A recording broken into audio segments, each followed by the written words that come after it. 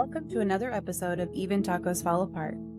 I'm MommaFoxFire, and today we're diving into a topic that's crucial for all of us, and that's mental resilience and optimism. Today's guest, Chazz Scott, brings a wealth of experience and insight into how optimism isn't just a feel-good notion, but a powerful tool we can use to navigate life's inevitable ups and downs. Building mental resilience isn't about avoiding challenges or pretending everything's perfect, because it's not. It's about equipping ourselves with the mindset and tools to face adversity head-on. I know firsthand, as a single mom with kids who face their own individual battles on top of my own, how tough life can get. We've all been there, moments when it feels like the weight of the world is on our shoulders. And optimism isn't about denying those struggles. It's about finding the strength to push through them and get to the other side. In today's episode, Chazz breaks down practical steps we can all take to cultivate optimism in our daily lives. From simple practices like meditation and breathwork to understanding the science behind how our thoughts shape our reality, Chazz offers insights that are both grounded and empowering. We'll explore why optimism isn't just a luxury, but a necessity, especially in today's fast-paced and often overwhelming world. It's about rewiring our brains to see challenges as opportunities for growth rather than setbacks. We'll also talk about the importance of creating routines that nurture our mental well-being. Whether it's finding moments of calm amidst chaos or incorporating small rituals that ground you, these daily habits play a crucial role in fortifying resilience. Throughout this conversation, we confront some common misconceptions about optimism and also self-help practices. Chazz brings a healthy dose of skepticism, and we talk through that while he encourages us to approach these tools with discernment and highlights their potential to profoundly impact our lives. Most importantly, this conversation empowers you to take charge of your own mental health journey, to embrace the tools that resonate with you, and to know that it's okay to seek support when you need it. Because building mental resilience isn't a solo endeavor, it's about fostering connections, sharing experiences, and learning from one another. So whether you're tuning in during your commute, on a quiet evening at home, finds you right now, I invite you to lean in to this conversation with an open mind. Let's explore together how optimism can be a guiding light on our path towards greater mental resilience. Stay tuned as we dive into this meaningful discussion with Chazz Scott. His insights are sure to inspire and empower you to harness the power of optimism in your own life.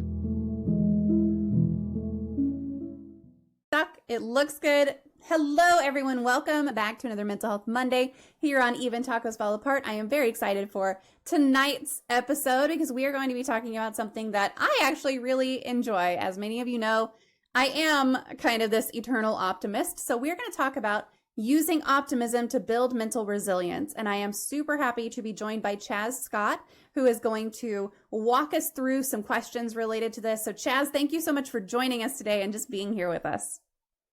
Thank you for having me. I'm very excited to be here.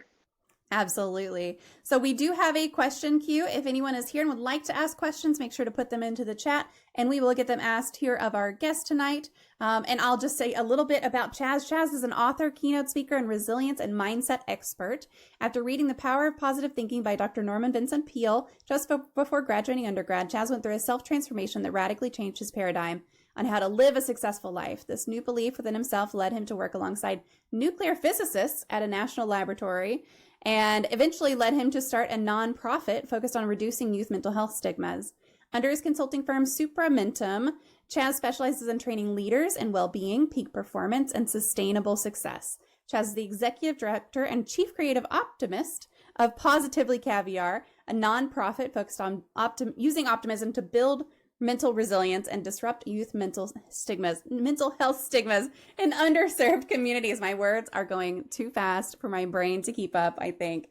The social enterprise provides experiential mental wellness workshops rooted in positive psychology to provide youth with preventative tools to curb stress and increase well-being to flourish in life. So Chazz, that is a lot. Thank you so much just for taking the time out to join us today. Thank you so much for the introduction. I'm very happy and excited to be here. Yeah. Can you share a little bit about kind of your personal journey and what led you to become this mindset resilience coach and open up all these nonprofits and everything?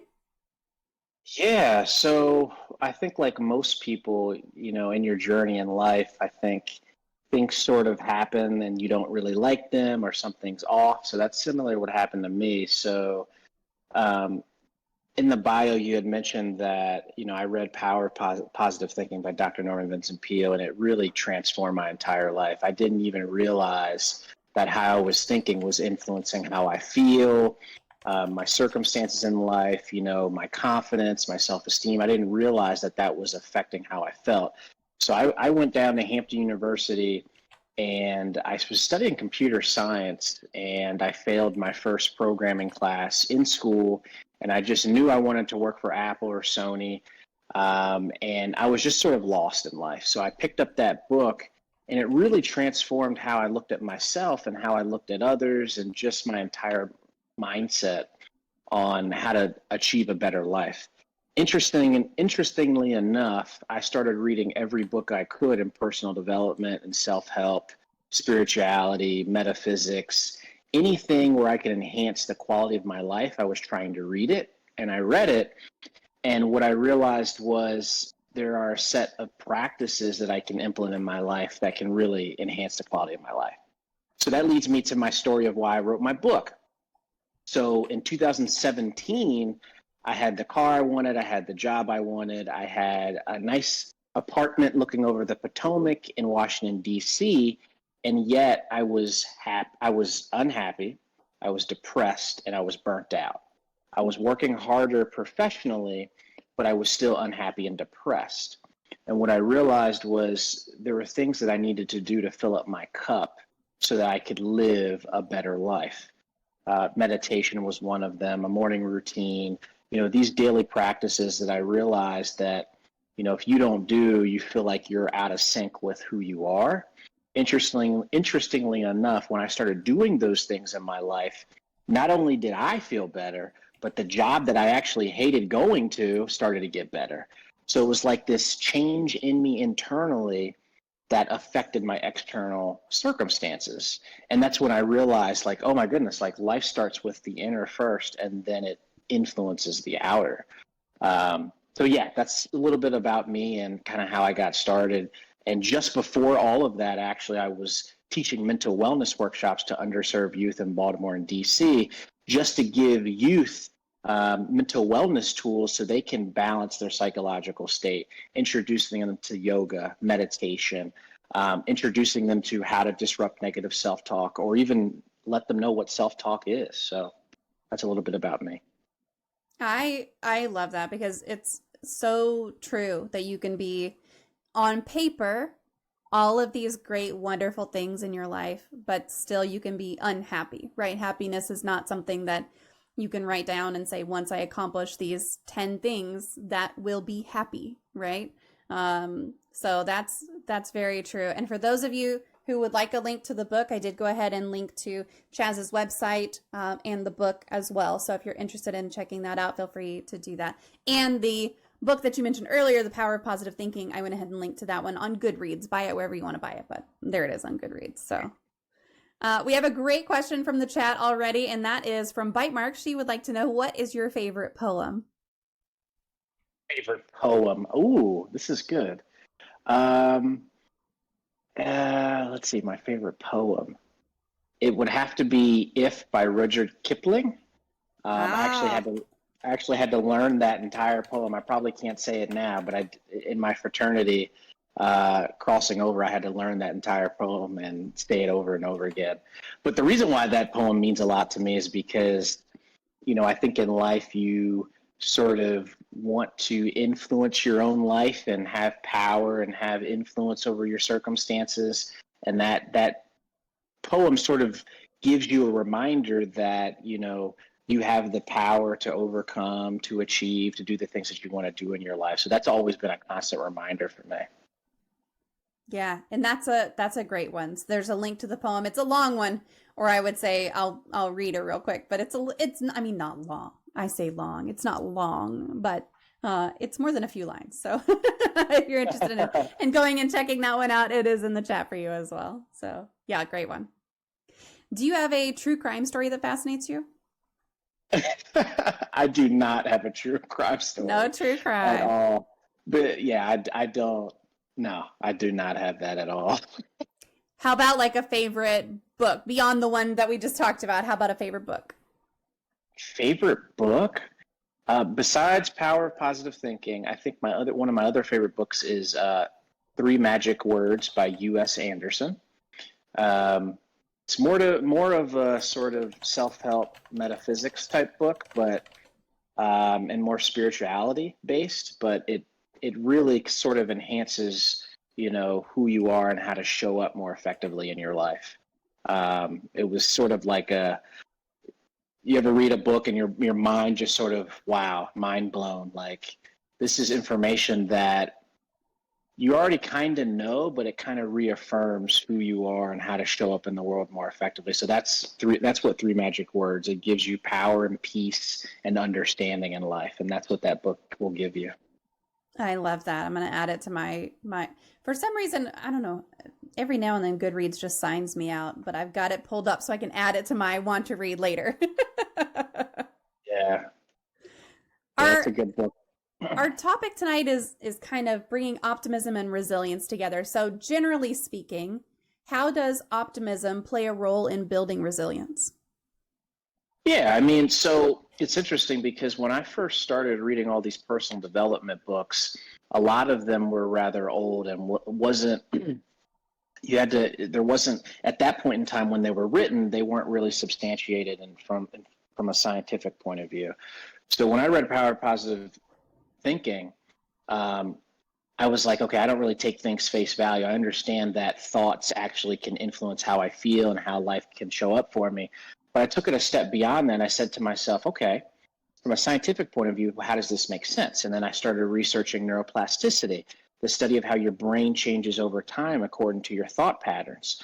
And the more that you have the same thought over and over again, the more it becomes ingrained into a habit, the more it becomes ingrained into who you are as a person. I was like, oh, wow, this is something that substantiates many of the personal development books that are talking out there in terms of how to enhance the quality of your life from a mindset, psychological point of view.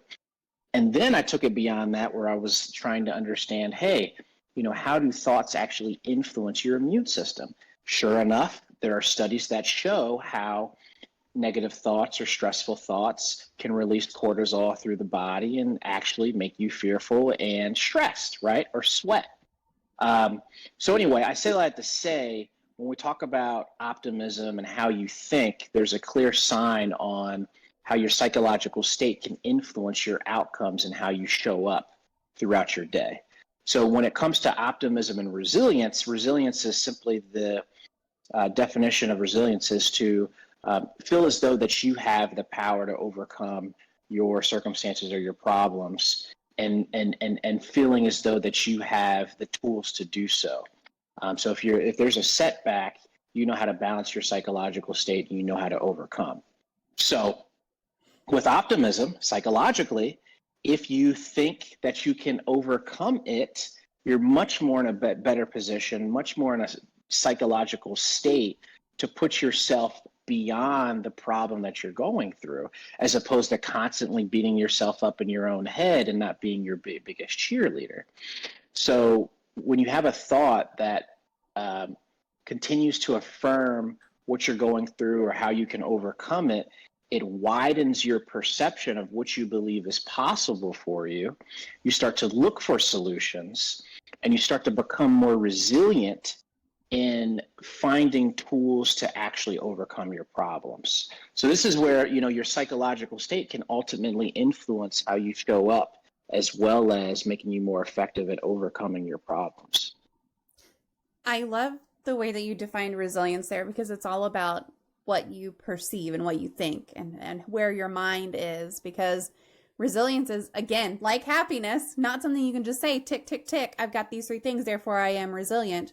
It's just your ability to know that you can do these things and get through these things and kind of come out on the other side of it. So that's really great. And then optimism, I've been working with one of my kids on being a little more optimistic lately. So he's got a performance coming up tomorrow, and he was talking about, oh, I keep messing up on this part. And I'm like, right, stop thinking about the mistakes. I want you to think about how proud Pappy, that's my dad, is going to be when he hears you play this song tomorrow in public. Like, do you think he's going to care that you missed a note in that one part? Do you think he's even going to, notice necessarily? Probably not. What's he going to be doing? Cheering me on. That's right. So trying to put him into that, like, you got to think forward to when it's going to go well versus obsessing over what's going wrong right now. That's hard. That's hard for sometimes kids, especially, to grasp. It certainly can be. And one of the things that, when I started doing research on this stuff in terms of the brain being malleable, the brain can change over time, particularly in kids. Kids, their brains, their prefrontal cortex, their areas of learned behavior are much more influenced during certain areas or certain stages of the brain's development when they're younger. So, these types of practices, as you mentioned, I mean, these are things that can be learned, and it can become a way of thinking or an outlook that you can teach somebody. Now, as you get older, it can be a lot harder because we've been stuck in our own ways and stuff like that. But the brain can change, and it is extremely malleable. So you're absolutely right. I think giving kids these tools or this outlook is so critical because it sticks with them until they're much older, and they don't even realize it because it's very subconscious. It influences you at an unconscious level. Yeah. I'm glad you brought up the part about like different ages being a little bit either more difficult or just kind of different. So you work with business leaders and community youth and private clients. Is the approach that you take in what you do very different from group to group, or how do you tailor your approach to address different needs and challenges, either across ages or across situations? How do you tailor that approach to building resilience and optimism? Yeah, absolutely. The biggest thing here is the audience in terms of when we do our mental wellness workshops with youth, we like to make them fun, and we like to ensure that we're not just talking at them. Yeah.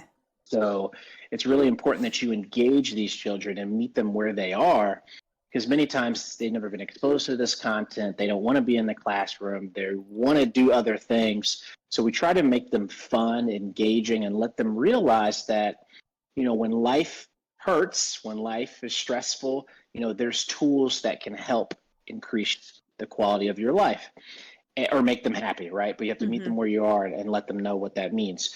So my approach is much different because, we all have different sets of problems in your different age groups, right? I mean, if you're 30 through 40 and 50, I mean, you're worried about making sure that you got your bills paid. You're worried about ensuring that your marriage stays together, or, there's different stress in that age group than there's a stress in terms of the kids that we work with.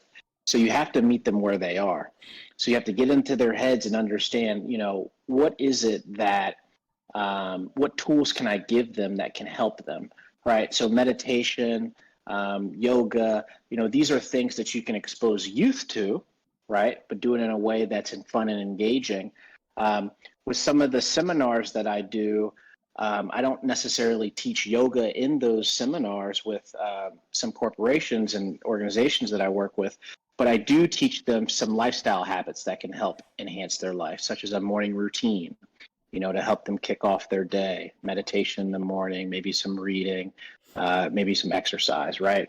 So, from that standpoint, lifestyle habits would have a greater effect on their life, as opposed to, kids, they're still trying to discover their habits and stuff like that. So it's really about just getting them exposed to these tools at first. So yeah, there's completely different approaches, but the biggest thing is making sure you meet them where they are. Mm-hmm. And I sometimes I wish that things like seminars were a little more like we were all children, right? A little more engaging, but yeah, you're not going to have someone, a group of business professionals at a conference in suit and tie or whatever start doing yoga. where you can if you're at like a youth center or something, that's something you can demonstrate very hands-on. And yeah, it just depends on the situation, I guess. Yes, it does. And I usually change it up a bit depending on who the audience is and if I'm feeling some different energy. I'll say, hey, let's try this out. Let's see, let's maybe do a breathwork exercise if they're open and interested into it. So you always change it up. You got to meet the audience where they are. Mm-hmm.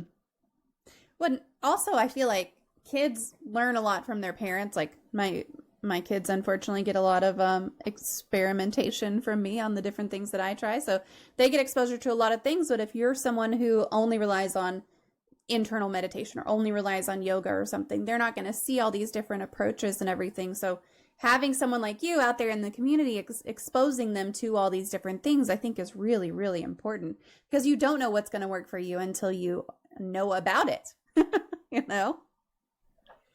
That's the first step, awareness. Yeah. Just having the awareness to know that there's tools out there to enhance the quality of your life is definitely the first step. If you don't know, you don't know. So we're always 2 steps behind. So you're right. That's true. Growling says, I'm not a glass half full or a glass half empty kind of person. At least if the glass is of beer, then I just know it'll be a glass full empty. If it's beer because you'll drink it, listen. Well, and I think, so I'll ask you, Chazz, what do you think about are you a glass half empty, glass half full kind of person? Because I feel like everyone on a different day, different hour of their day could be different situations. Are there really like this person is always optimistic and this person is always pessimistic? Is it that black and white? I don't think it's that black and white, but positive psychology, which was started at, I think, UPenn, Martin Singelman, he does a lot of research on positive psychology. And there are ways in which people think in terms of like their pattern of thought is more so centered more towards the optimism side versus the pessimistic side. So, but it's not totally black and white. But what we're saying is basically long periods of time, this person tends to be more optimistic. Long periods of time, this person tends to be more pessimistic, right? And that's not to say that they can't change, but in the state that they're in for these long periods of time, this is kind of how they operate. Your first question, I forgot what you said after that. Oh, the glass half full, half empty. For me personally, when I was in college, I went down to Hampton University in Virginia. I was really a pessimist, really just very negative. But I didn't realize like how I was thinking was influencing how I felt, was influencing, how things showed up for me in my life, was making my perception on how, my life was turning out. I didn't realize I was making myself upset and becoming my worst enemy. It wasn't until I started reading all these personal development books, I was like, oh, there's a way to enhance who I am right now without feeling like this, right? So that started to make myself reflect mentally, psychologically, like, what am I saying to myself? Like that negative or positive self-talk. I didn't realize there was a voice in my head that was influencing that. But once you become aware and you sort of awaken, let there be light, you start to awaken, you start to say to yourself, wait a minute, there's a small little voice in the back of my head that's actually influencing how I feel, how I show up, and the hats that I'm wearing, and the stress that I feel. And then it starts to give you a little bit more control over that once you become aware of it. Yeah. All right. So another kind of, I don't know, flip comment in the chat, but the solution is to always go somewhere with free refills.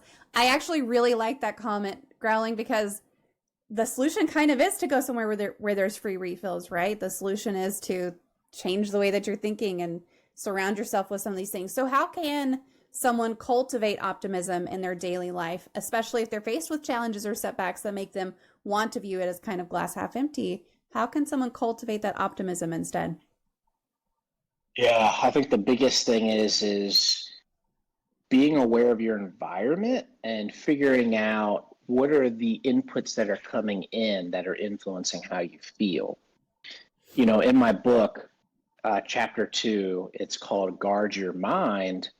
And I have a tool in the back which basically says, hey, we don't often realize that social media, the type of content that we read, the type of news that we watch, the type of people that we expose ourselves to influences who we are and how we feel and how we feel about ourselves. So, chapter 2, I discuss guard your mind, become aware of what you're exposing yourself to. So, those negative influences don't unconsciously influence you.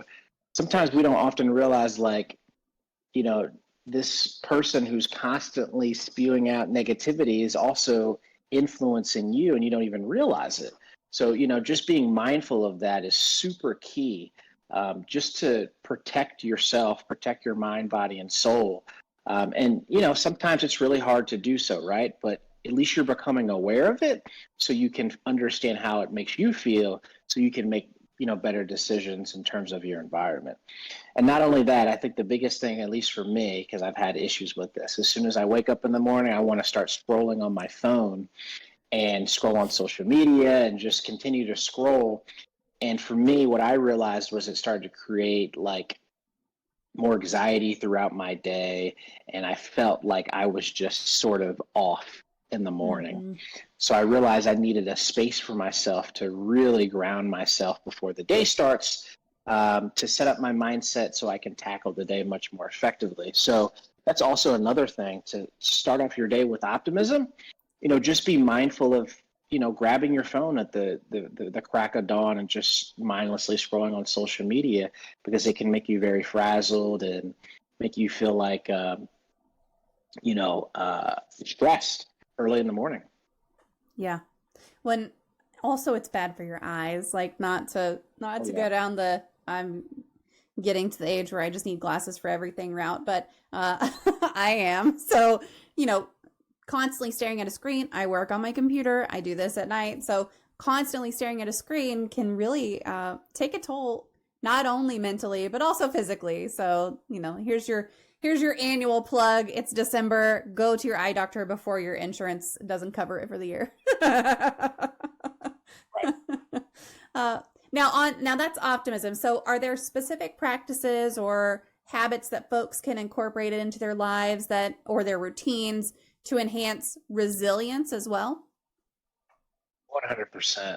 And I think the biggest thing is having a ritual that you can, um, sort of, put yourself in a state where you feel comfortable, daily. So what I Mm. mean by that, it could be a morning routine. It could be a nightly routine. It could be anything that sort of grounds you, that sort of centers you, that sort of gives you energy, that sort of, lets you know that everything's going to be okay. So, particularly for me, a morning routine is something that has been extremely important for me. I know when I have a bad day or if I'm not feeling all that well, I always return back to a ritual that sort of grounds me and lets me know to sort of fill up my cup. So for me, that means, I do a lot of running. So I do like a run, do some type of exercise, do some meditation, 20 minutes in the morning, and then I do some reading. And all three of those areas, you got the mind, in terms of reading, you got the body, and then, spirituality, your soul. So the mind, body, and soul, those are the things that I really think can enhance the quality of your life, especially as it relates to resilience, because there's only so many things that we can control over our lives. Um, the outside circumstances, we can't control them, but what we can control is us. What we can control are the actions that we take. And if you have sort of some daily habits or a daily ritual that can sort of maintain control over your state and how you feel, or at least influence that, you're better, more equipped to, handle life much more effectively, especially when stress arises or, somebody cuts you off in traffic and you're pissed off, right? you're able to better your psychology. You're able to handle that much more effectively when you're grounded in who you are. Yeah. I'll tell y'all my secret for what I do whenever I get cut off in traffic and I'm working with my 17-year-old and I've told him the same thing, but if someone cuts you off in traffic, you just got to tell yourself they're rushing to be with their mommy or their grandma or their wife is having a baby. Someone is sick in the hospital. They're rushing to get there. At that point, you just let them go. You're like, go, Godspeed, bye. But I appreciate you saying, at the very beginning of that, you were like, whether it's a morning routine or a nighttime routine, because so many times you hear things about optimism and resilience and even just talking about daily habits, right, that you're supposed to have, right? And they talk about do this first thing when you wake up. But for some of us, myself in particular, I am not a morning person. If you ask me to do anything in the morning, it's not going to happen. But nighttime, I can establish a routine there and I can do something there. So I appreciate you including those of us who aren't naturally morning people in that advice as well. Yeah, I mean, to your point, it's whatever works for that individual. But at least you know that there's tools out there to enhance your resilience, enhance your psychological state. I mean, it could be as simple as walking your dog every day at 5 p.m. and just getting a fresh, some sunshine, right? But something that grounds you will enhance your psychological state so that you can handle the throes of life. Yeah. Are there any misconceptions about optimism or resilience that you've encountered that you would like to address? Any misconceptions? I think the biggest misconception is people believe that, if I'm not resilient or strong or tough now, then I can't be that in the future. This is something that can be learned, and they've done psychological tests and UPenn and positive psychology that supports that,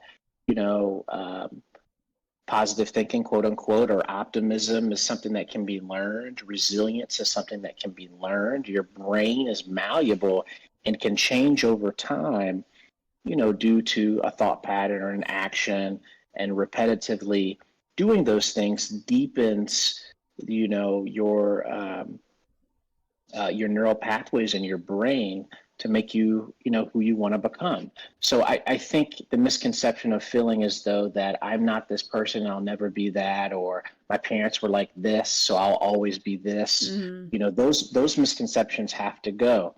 Now, we do know that there is some influence as it relates to that, but we do know from studies like neuroplasticity and epigenetics, meaning you have influence over your genetics more than we realize as it relates to our environment, your diet, your lifestyle habits, and many of those things that we expose ourselves to. We're starting to realize that we have more power than we realize. And really all the work that I do is letting people know and realize that we do have more power than we realize, and then empower those people to realize that you can change, you can become better, and you can do the things that you want to do, and helping to expose people to these tools to enhance their quality of their life. Yeah, I love that. I mean, yeah, there's a lot of thinking that you just can't change, can't teach an old dog new tricks, right? That's such a saying. But like we talked about before, everyone can learn something new. I'm constantly learning new stuff, constantly learning new things. And so it's never too late to learn something new or to change a behavior or something like that.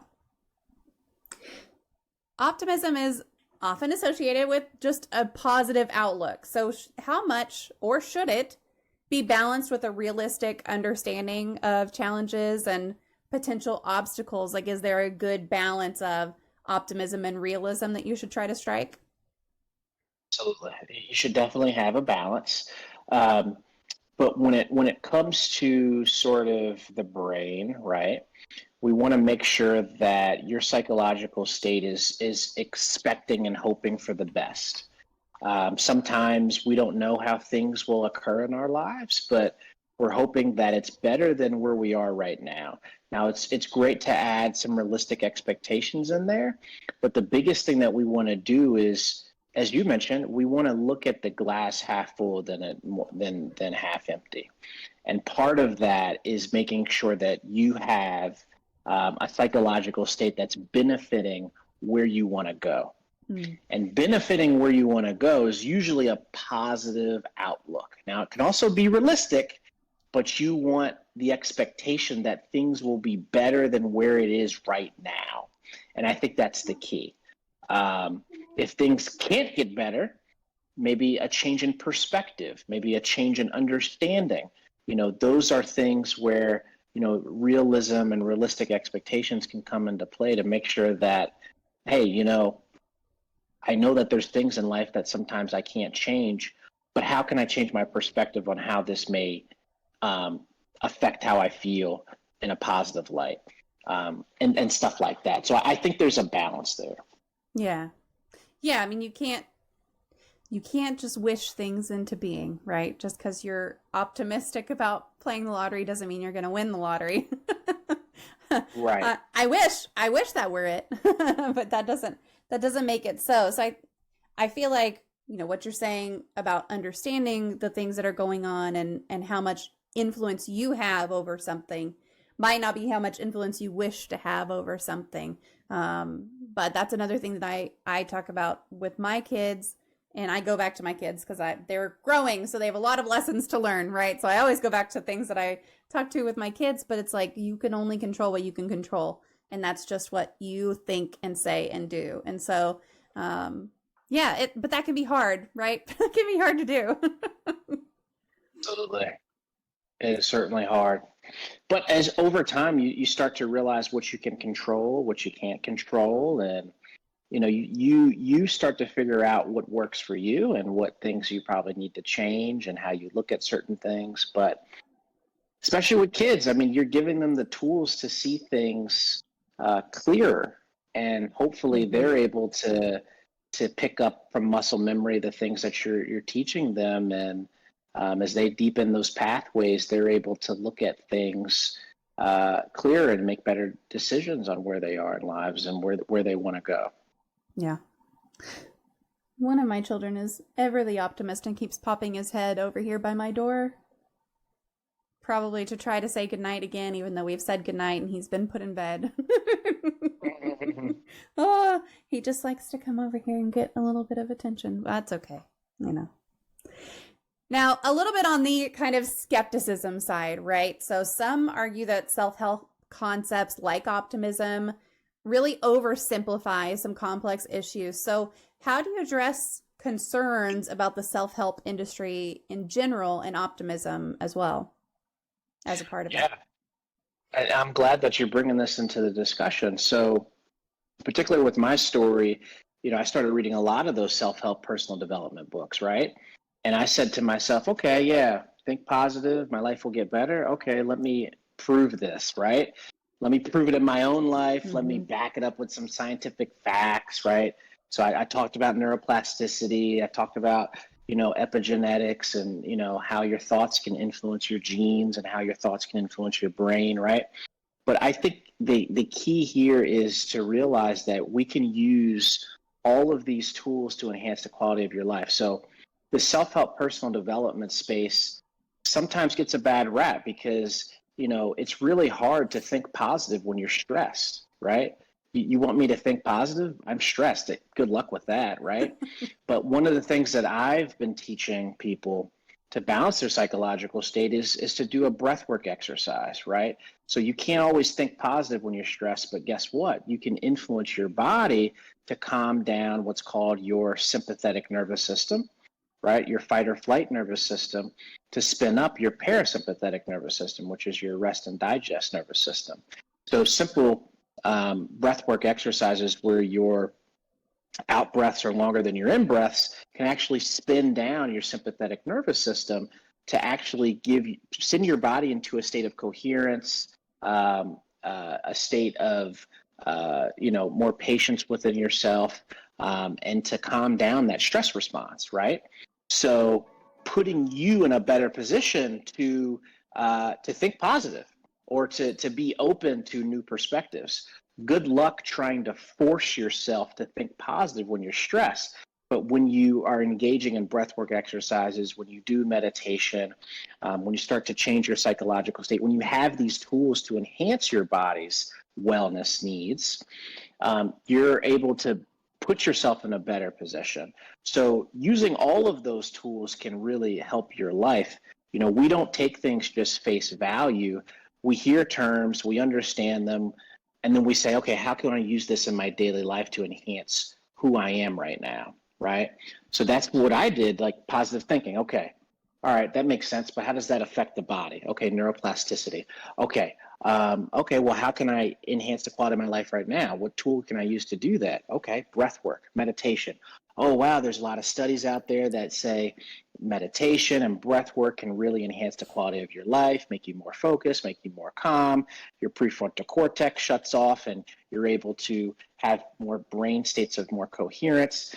So when you put all of these into the mix, you start to say to yourself, oh, there's some connective tissue in here. And if I can find myself using some of these tools, oh, my life can get a little bit better.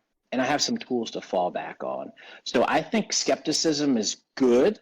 And I think we should continue to have skepticism in many of the personal development self-help books, because we want to back it up with research. We want to back it up with people that have experiences where they're enhancing the quality of life or this isn't working, because we want to get better at achieving a better quality of life, and then to give those tools to other people. So I love the skepticism, but we can also back it up. And they've been doing that for quite some time now. Yeah. I mean, I feel like if you're being a little skeptical, as long as you're willing to look into the answers, because you can, if you want to have that challenger mindset of, okay, I heard this, I'm going to go do my own research and figure out what's right for me and what the science is behind it. And doing that helps you understand it a little bit better yourself, right? So now you're not just repeating something back that someone else said to you. You've got the science that backs it up and you understand it a little bit better on a different level. Yeah, good point. I mean, you have to experience it for yourself. So if it doesn't work for you, then it doesn't work for you. And I think that's all really the importance of it is, if you're really searching for tools to enhance the quality of your life, find them, use them. If it doesn't work, move on. Yeah. Right. But if they do work, hopefully share it with somebody else. But I think a balance of healthy skepticism is really important. We should continue with that so that we can have better tools. Yeah. Now you mentioned breath work also. Do you have a favorite breath work exercise? I know people talk about box breathing or like the 3-7-6 or whatever. Yeah, the a 4-7-8 breathwork exercise. So I used to do that, but I've actually been on YouTube a lot lately. And YouTube has tons of breathwork exercises where you just put on your headphones and you just breathe how the person breathes in the headphones. And they have these 30-minute, 40-minute breathwork exercises. And typically I do them, after my day ends, because my mind is super busy. I need to kind of calm down and decompress. So I've been using those a ton. So if you just search breath work on YouTube, there are a ton of exercises out there that can really make you feel amazing, really calm, really coherent. And it changes you like that. It changes your state like that. It's not like, oh, think positive and my life is better. No, it's like, oof, I feel really balanced and relaxed. And it happens like that if you do it. That's awesome. Yeah. I haven't looked them up on YouTube, but my watch does a breath exercise. So I can go to the little thing on here and I can say I want to do some breathing and it'll be like, okay, it shows this little flower. It's like, okay, breathe in, and now you start breathing out. And it's just so convenient. It's wherever you want to get a breathing exercise, it's there right now. Well, that's so important. I knew watches were out there, like I don't know if that's a Apple Watch, but I know there's other watches out there. This one's a Samsung. This one's a Samsung. Yeah. Oh yeah. Oh wait, no, that's stress. Where's the one? I was going to show you what it does, but now of course I can't find it. Oh no, now it wants me to do a workout. No, stop. I'm not doing a workout. Stop. I'm not going to do it. Yeah, but this is the Yeah. Samsung watch, and it just like all of them have such good options to just go on and find something that is going to help you. Um, I know how to start it from my phone. I'm sure there's a way to start it from my watch too, but Right. No, that's really cool. I think the only thing I was just going to say was, technology and iPhones and Apple watches and watches in general, they're really kind of reinforcing us to sort of connect with ourselves, connect with our breath. And, this is where like technology is really enhancing the quality of our lives. mm-hmm. I mean, we don't realize like how to connect with our breath throughout the day. And I think, some of these technologies and some of the apps are really helping to bring that awareness to many of us, like all the meditation apps, the breathwork exercises. Yeah. It's really great if you can use them and it reminds you to sort of connect with yourself. I'm gonna have to get my 10-year-old to start alternating a breathwork exercise in between some of his other video content that he consumes. Right now, we have a deal. He can watch a couple of videos that aren't educational, and then he has to watch one educational video. Oh, wow. Maybe now I'll do like, all right, you can watch a couple of normal ones, and an educational one, and then a deep breathing one. I'll have to That'll go be on and good. favorite some for him to pick from. So I think that would be helpful. He gets really wrapped up in his head sometimes, and it's hard to kind of calm him down. But once he gets calm, he can be more rational. But boy, is he not rational sometimes. Wow. Yeah, I mean, that'll be really good, especially for children. I don't think we've, with our mental wellness workshops, we haven't introduced breath work yet. It's mostly been meditation and yoga. But, man, that would be amazing for kids because they have a tool to fall back on. That requires nothing else. That's the thing. That's what I like about breathing exercises and stuff is that you don't have to have a pen and paper. You don't have to have music. You don't have to have a quiet space. You're already breathing. It's Right. just controlling the breathing in a certain way. So, yeah, I think that's really cool. We've talked about stress and kind of challenging situations. Are there specific strategies for maintaining optimism during times of prolonged stress? I mean, we've all faced globally a lot of prolonged periods of stress. So what are some strategies for maintaining optimism in that situation? Yeah, I really have to kind of go back to what I had mentioned before in terms of some type of ritual daily that Mm, sort of grounds you and centers you. There's only so much that we can influence in terms of our circumstances. The one thing that we do have control over more than most is our habits and sort of the decisions that we make each and every day. So, having something that grounds you and centers you is just so key, especially mm, prolonged stress. Um, Many times you feel like you're never going to get out of it, right? But at least you have something to return to every single day that fills up your cup. And I think for a lot of us, stressed about the bills, stressed about the wife, stressed about the husband, stressed about the job, stressed about the traffic, right? All of these different stressors sort of add up over time, and you never have the opportunity to sort of empty your cup.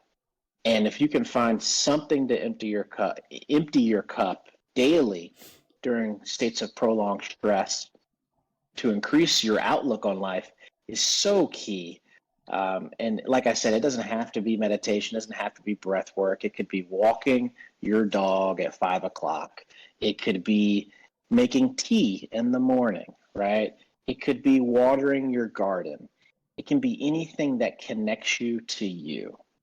And I think that's key. You find something that works for you to fill up your cup during states of extreme transition or extreme stress. You have something that sort of grounds you daily because, there's this famous quote, first you create your habits and then your habits create you. So we want to make sure that we have some habits that are sort of fostering who we want to become mm, continually. And if you don't, the stress, the prolonged stress during those moments in time will, it'll be a lot harder to maintain. mhm. And rituals happen to be a great way to sort of maintain that stress, to put your state put your body back into a state of more so coherence and filling up your cup daily. Yeah, I like that. Just find a way to fill up your cup.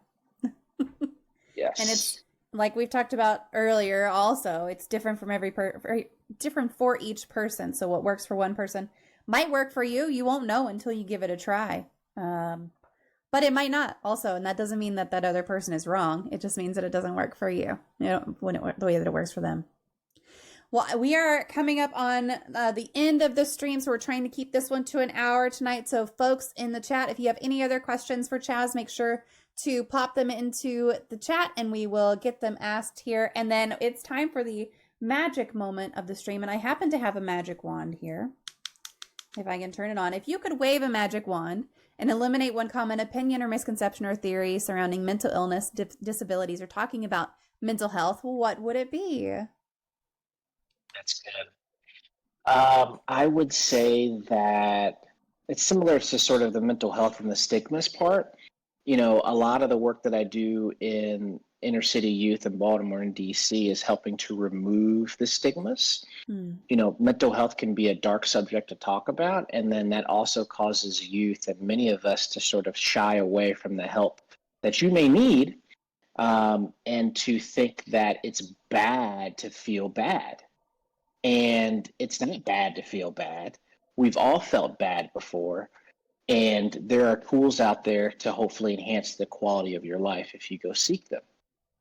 And exposing yourself to these tools it's just so important. Mm-hmm. So I think that's my magic wand, if I could wave it, is, you know, there are periods in life where it can be downright awful, stressful, it can be depressing, you could be going through a tough time or a mental health issue, but knowing that, you know, this is a journey in life and there's tools out there to hopefully enhance the quality of your life is key. So I've been helping to remove the stigma so kids feel comfortable approaching and going and getting the help that they need and letting them know that they're not alone. There's people that have been in your shoes before. Mm-hmm. So that's one of the biggest things that I think, you know, if I could wave a magic wand. I agree. Wholeheartedly. Because the adults in kids' lives have been through so much shit, right? We've all been through some sort of shit in our lives. And even though we might not like to talk about it, or we might not like to express what we're going through, it's important that kids know that they're not the first ones to experience something, and that they're not alone in however it is that they're feeling about something, or whatever their thoughts are, that they can share them and without, you know, causing some sort of craziness. They've got to have some safe spaces to do that. And the only way to create those safe spaces is for adults to step up and create them. So I absolutely agree. Well, I'm going to open it up to you, Chazz, to just see if you have anything else that you want to cover, that you want to talk about that we didn't get to. I will post your socials one more time, website, all that good stuff. But anything you want to cover that we didn't get to talk about?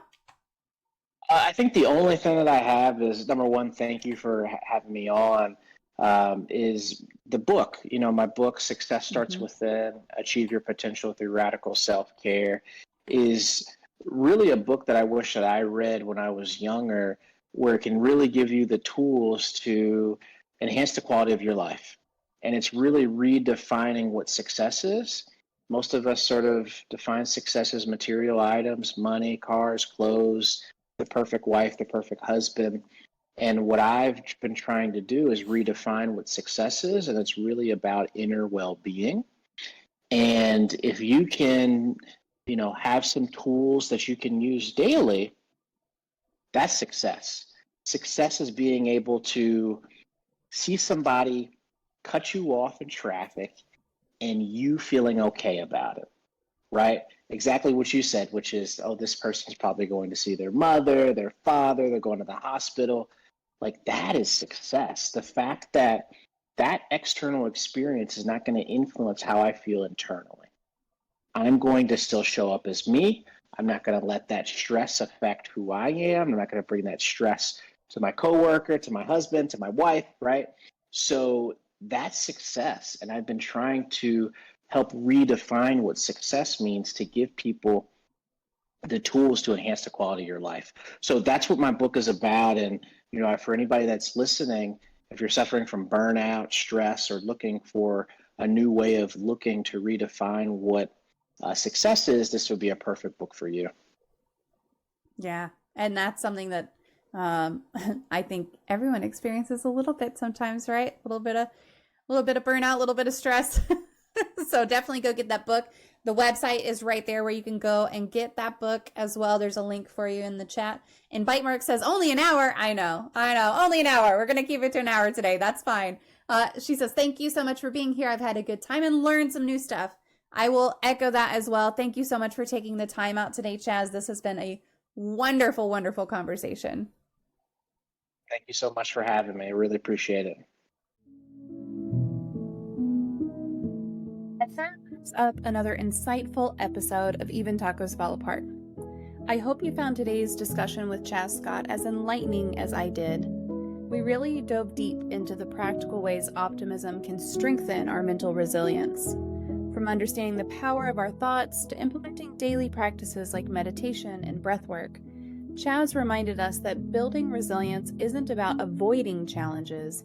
It's about equipping ourselves with tools to navigate them with grace and strength. As we reflect on these insights today, I encourage you to think about how you can incorporate optimism into your own life. Maybe it's starting your day with a few moments of mindfulness or finding a quiet space to practice deep breathing. Whatever resonates with you, remember that small steps can lead to profound changes in how we face life's twists and turns. If you enjoyed today's episode, please consider subscribing to Even Tacos Fall Apart on your favorite podcast platform. Your support means so very much to me, and it helps me continue bringing you meaningful conversations about mental health and resilience. Don't forget to leave a review and share your thoughts. It's free to do, and your feedback fuels my efforts to create content that resonates and makes a difference in our community. Thank you again for tuning in today. Remember, even when life feels uncertain or challenging, there's power in optimism and resilience. Together, we can navigate these journeys with courage and compassion. Until next time, take care of yourselves and take care of each other.